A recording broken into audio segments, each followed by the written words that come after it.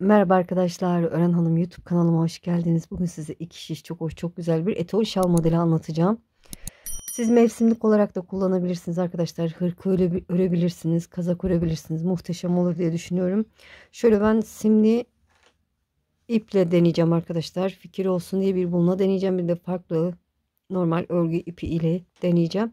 Modelimizden bahsedeyim. Modelimiz sadece iki sıradan oluşuyor. Hem çok kolay hem de çok çabuk ilerliyor. İki sıradan oluşuyor. 3 ilmek ve katları artı 2 ilmek de fazla atarsanız tam denk düşüyor. Hazırsanız şöyle ipimi kenara alayım. Evet, şiş olarak da 3 numara şiş kullanacağım arkadaşlar. Daha kalın şişlerle örerseniz daha salaş durur diye düşünüyorum. Evet, hadi bakalım başlayalım. Bismillahirrahmanirrahim. İpimi ikiye katladım.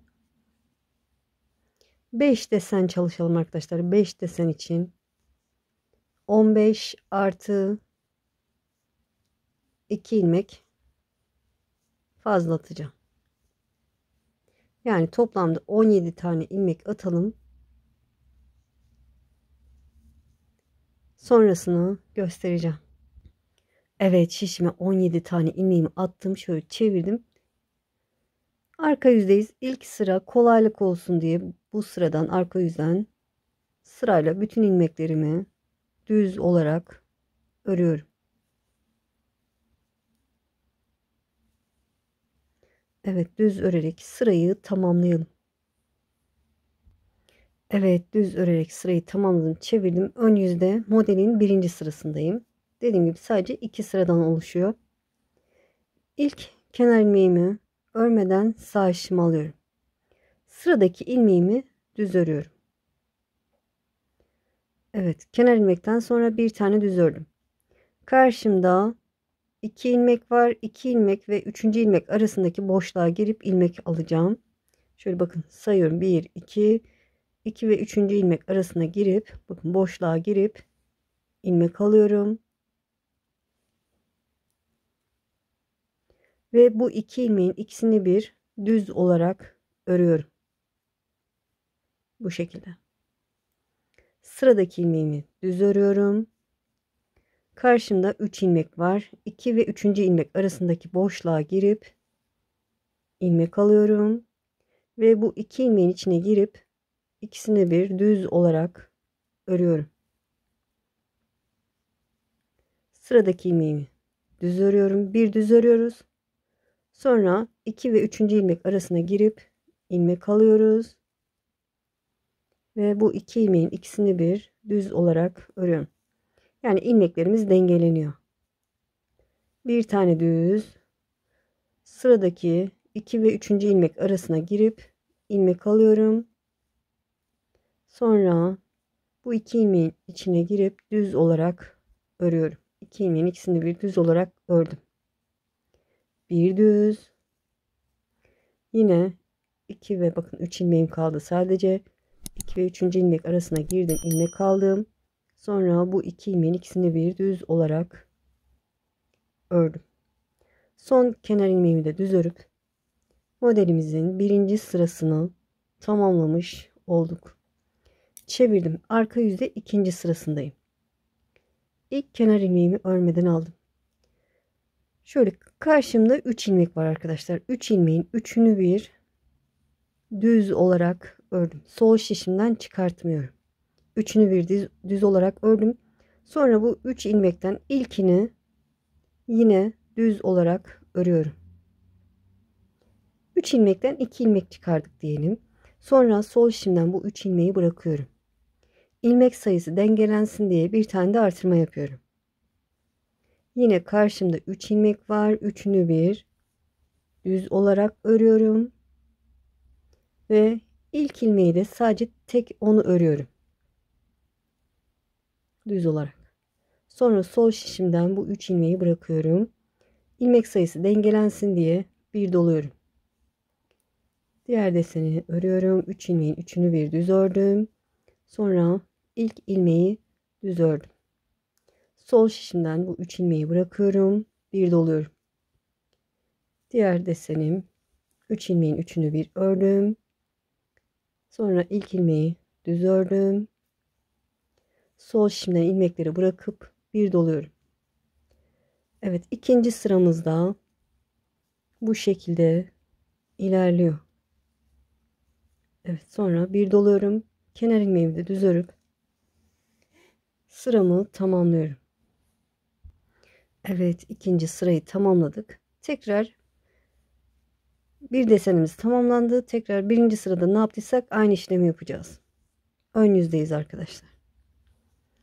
İlk kenar ilmeğimi örmeden aldım. Ne yapmıştık? Bir ilmek düz ördük. Bakın doladığım ilmeği düz örüyorum. Ve 2 ve 3. ilmek arasında, yani bu doladığımız ilmekle bu öndeki 2 ilmek arasındaki boşluğa girip oradan ilmek alıyorum. Ve bu 2 ilmeğin içine girip düz olarak örüyorum. Yani eksiltme yaptım.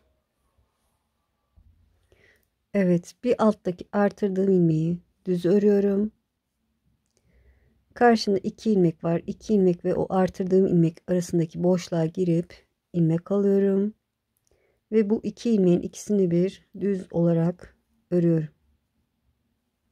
Bir alttaki artırdığım ilmeğimi düz örüyorum.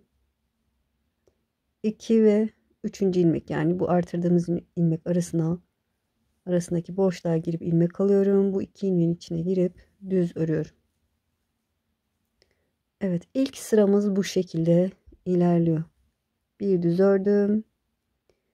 2 ilmekten sonraki boşluğa girip ilmek alıyorum ve 2 ilmeği içine girip düz örüyorum. Artırdığım ilmeğimi de düz örüyorum. Bu şekilde birinci sıramız ilerliyor. Son kenar ilmeğimi de örüp sırayı tamamladım. Tekrar ikinci sırayı göstereyim. İlk kenar ilmeğimi örmeden aldım. Ne yapmıştık? 3 ilmeğin üçünü bir örüyorum düz olarak. Sonra ilkini düz örüyorum. Sol şişimden ilmeklerimi bırakıp bir doluyorum. 3 ilmeğin üçünü bir düz olarak ördüm ve sonra ilk ilmeğimi düz ördüm. Sol şişimden ilmeklerimi bırakıp bir doladım. Evet, bu şekilde ikinci sıramız ilerliyor. Çok kolay, çok çabuk ilerleyen bir model.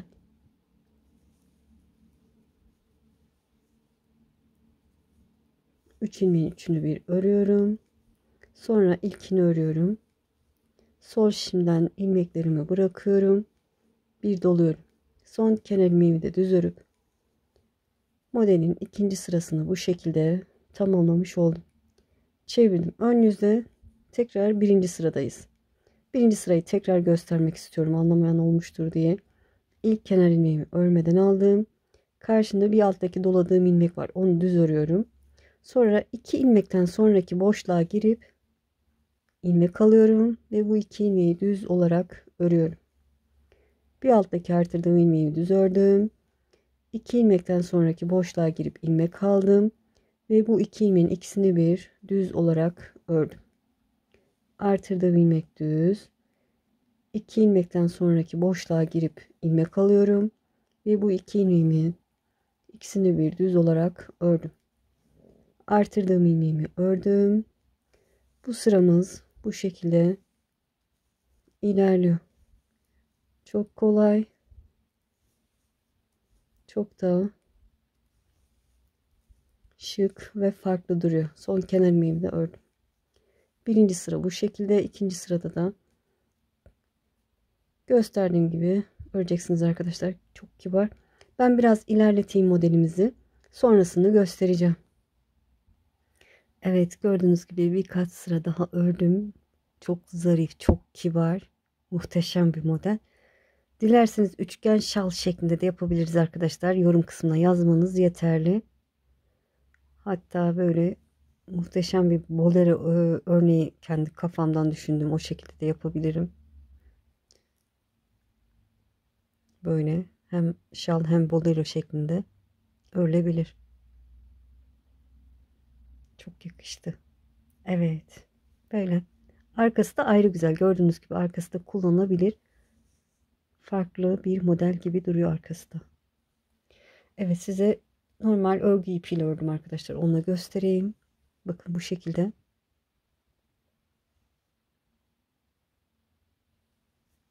Arkası da böyle. Evet, sizin favoriniz hangisi arkadaşlar? Hangisini beğendiniz? Yorum kısmına yazarsanız sevinirim. Böyle ikisi de hoş oldu. Dediğim gibi yazlık hırka yani baharlık hırka örebilirsiniz. Kazak örebilirsiniz. Muhteşem olur. Hem kolay hem çabuk ilerliyor. Böyle. Evet, benim favorim krem. Simli iple daha hoş oldu sanki. Bu da güzel oldu. Ayrı güzel oldu ama böyle. İnşallah anlatımdan memnun kaldınız. Beni izleyerek yaptığınız için çok çok teşekkür ederim. Kanalıma abone değilseniz abone olursanız sevinirim. Videolarımı beğenip paylaşırsanız, yorum yaparsanız bana destek olmuş olursunuz arkadaşlar. Bunu unutmayın. İnşallah daha sonra daha güzel modellerde buluşmak üzere. Kendinize iyi bakın. Allah'a emanet olun. Hoşça kalın.